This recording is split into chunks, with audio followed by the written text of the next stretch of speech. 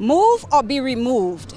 Vendors located along the Port Highway have been issued eviction notices from the Planning and Development Unit on Monday, allowing them 28 days to have their structures taken down from the property it now occupies. However, this is not sitting well with some of these vendors who have been occupying these spaces for more than 20 years. I'm 64 years old. This was my retirement. A lot of my money went into this place, even though it doesn't look much, but I invested a lot of money into the stock, the supplies, the drinks, you know. I spent a lot of money here. So what do? Just knock everything down and walk away?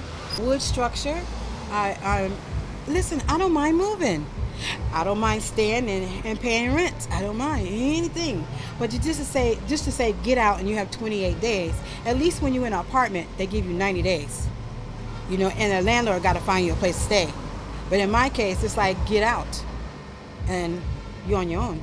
It's unfair. I find it's unfair. And if I'm saying equal rights and justice, you have to have equal rights and justice. You feel me? Because come on, when you come and take down somebody boot, what is surviving for all these years, what you lead them to do? You feel me? What you lead them to do? 6 months ago, vendors say a meeting was held informing them of plans to construct a food court where they be relocated to.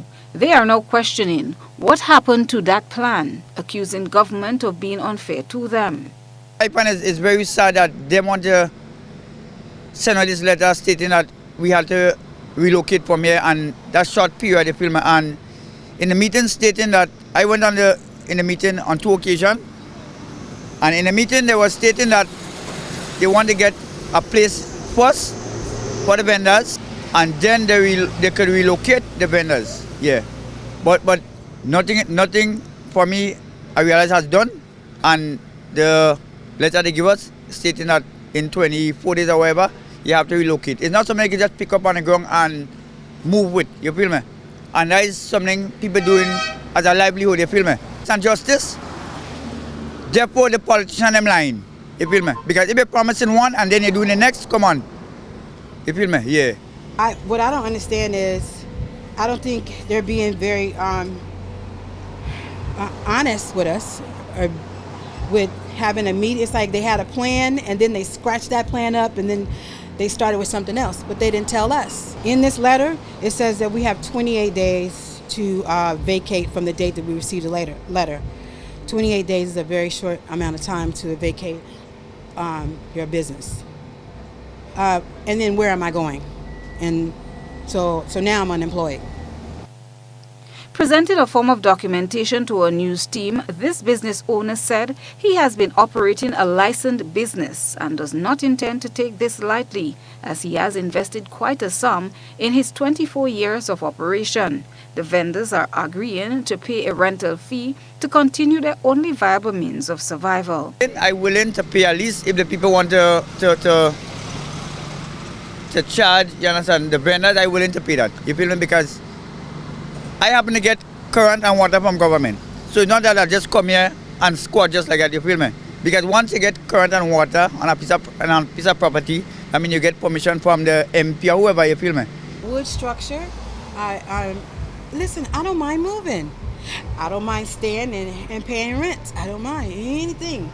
But just to say get out and you have 28 days, at least when you're in an apartment, they give you 90 days.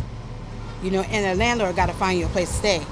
But in my case, it's like get out and you're on your own. Back in June 2023, the Ministry of Mobilization, Implementation and Transformation welcomed public and private sector representatives to view and discuss proposed plans for the development of Lagoon Road and Port Highway. A presentation was delivered by Torian Primus and Tori Caliste, second-year students of the T.A. Marijo Community College, who were concluding their 6-week internship at the ministry. Their assignment was to propose designs of Port Highway and Lagoon Road to be implemented under the Visible Transformation Project, given regard to the social and environmental impacts of the planned developments. Present at the engagement were ministers of government, business owners of Port Highway and Lagoon Road, including vendors, George F. Huggins, representatives from the Grenada Ports Authority, and officers from various ministries and departments. The Planning and Development Unit began its demolition of illegal structures 2 weeks ago, noting that this initiative aims to create a safer and healthier environment by removing structures that are erected without permits, those in a state of disrepair, occupying Crown lands without proper authorization, and those obstructing public roads.